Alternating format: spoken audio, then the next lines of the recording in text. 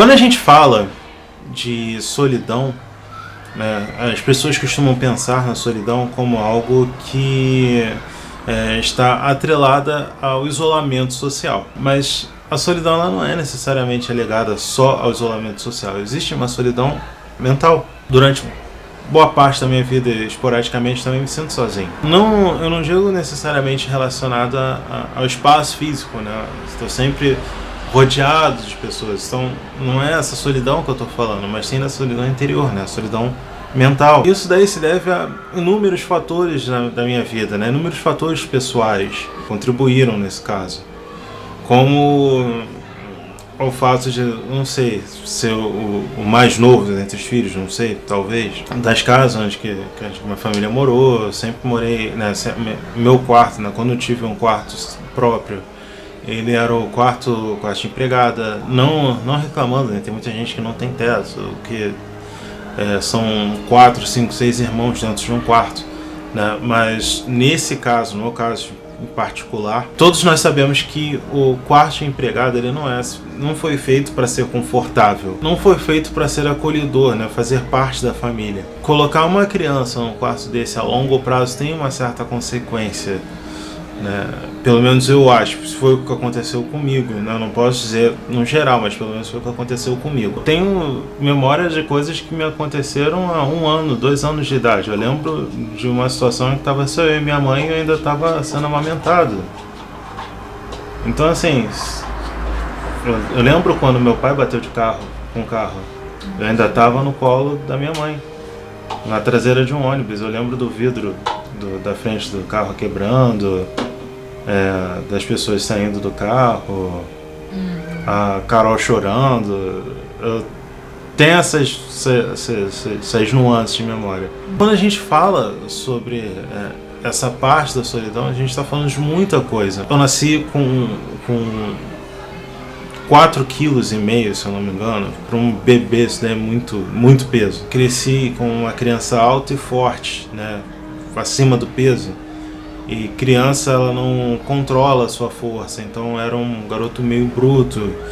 E justamente por ser meio bruto, acabava ficando um pouco isolado, não interagindo muito com outras crianças, né, não podendo brincar muito com outras crianças. Isso daí ajudou, né, de certa forma, a construir essa ideia da solidão.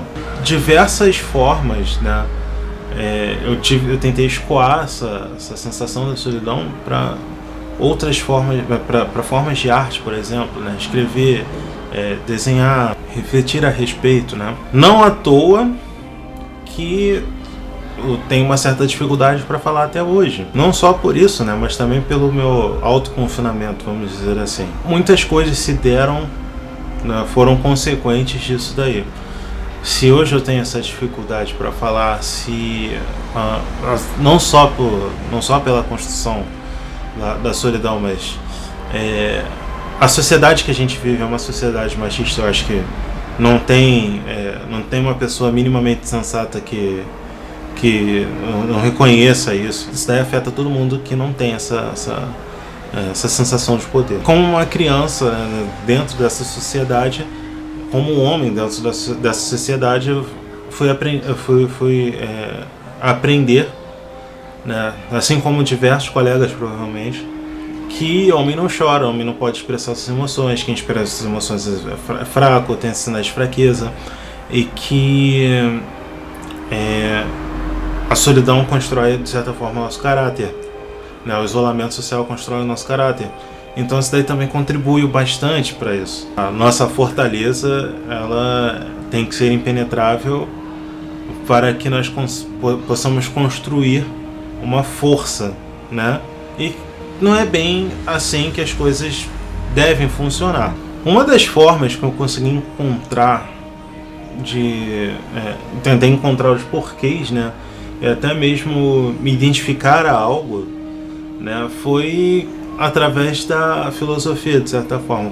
Como eu já conversei aqui, como está no meu primeiro vídeo, aliás, eu leio sobre filosofia desde pequeno, né, e tem um motivo muito simples para isso, né. Eu tive a sorte de estudar, né, fazer meu ginásio, o atual Fundamental 2, Na verdade, desde no Fundamental 1, mas no Fundamental 2 eu fiz uma escola pública, onde que à noite ela funcionava como um ensino médio. Então a biblioteca dessa escola tinha muitos livros de filosofia. No meu primeiro ano lá, né, o 6º ano, o antigo 5º ano, eu me refugiava muito na biblioteca. Então eu acabei conhecendo diversos livros de filosofia. Lá eu acabei tomando gosto por filosofia. E depois que eu tive mais contato com quadrinhos, né? Primeiro ver filosofia, depois os quadrinhos, né? Interessante isso. E eu acho que justamente por isso que eu acabei me vendo tanto no Super-Homem. Eu acho que é por isso que eu acabei virando tão fã do Super-Homem, né? Não só por... Não pelo fato, né, dele ser forte ou alguma coisa assim. Não, mas pelos superpoderes, não, nada disso. Mas sim por ele ser um cara que ele veio de muito longe. Ele sabe que é diferente, né? Ele teve essa consciência de sim sua adolescência. Ele sabe que é diferente, ele sabe que ele não pode fazer determinadas coisas que um ser humano normal pode fazer. Afinal de contas, ele não é um ser humano normal, ele veio de longe e ele não pertence ao meio. Na maioria das vezes, quando a gente sente essa solidão, a gente tem essa sensação de não pertencer ao meio. Era exatamente isso que acontecia comigo e ainda acontece diversas vezes. Eu não me sinto pertencendo ao meio.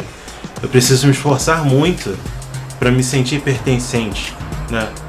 Para me sentir uma pessoa que merece estar no meio. Sem contar que como ele é uma pessoa capaz, né? Ele tem a sua capacidade, seu poder, não no sentido de superpoder, mas no poder fazer algo.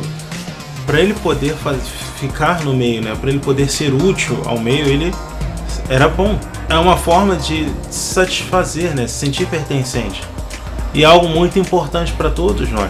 Por mais que ele seja de outro mundo, ele tem essas emoções bem humanas, né? A sensação de pertencer, ela é fundamental para todo mundo. Afinal de contas, você tem artigos, tá, sobre psicologia que falam que uma das maiores formas de você livrar alguém de um vício é fazer ele se sentir pertencer a algum lugar. Até mesmo quando ele se vicia em algo, quando ele está na margem de algo, ele está indo para lá para se sentir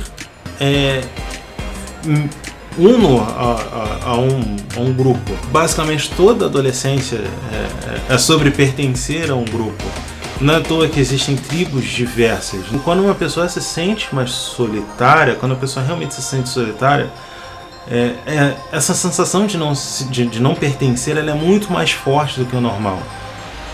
Ela é muito mais pesada, ela é muito mais carregada. E quando a gente atrela essa ideia da solidão com alguns outros parâmetros, né, mais complexos, alguns outros tipos de problemas psicológicos mais complexos, ela pode acabar se agravando e, enfim, causando diversos problemas. É uma coisa que eu preciso falar, que é o seguinte: quando você se sente solitário, eu acho que é algo que eu tenho que passar como uma forma de experiência pessoal, né? Quando você se sente solitário, você precisa conversar com uma pessoa próxima. Às vezes você acha que não tem uma pessoa próxima, né? Você acha que ninguém é próximo o suficiente, que todo mundo te odeia, as pessoas só fingem gostar de você. Eu digo isso daí porque eu já passei, e de vez em quando eu passo, tenho muito essa sensação. Isso daí, né, me vem muito e por muita sorte eu consigo controlar e ver que não é dessa forma. Você precisa entender que tem alguém ali que se preocupa com você de verdade. Às vezes do modo dela, mas ela se preocupa com você de verdade. Isso é muito importante. Não tome toda a responsabilidade para si. Não seja essa panaceia, né?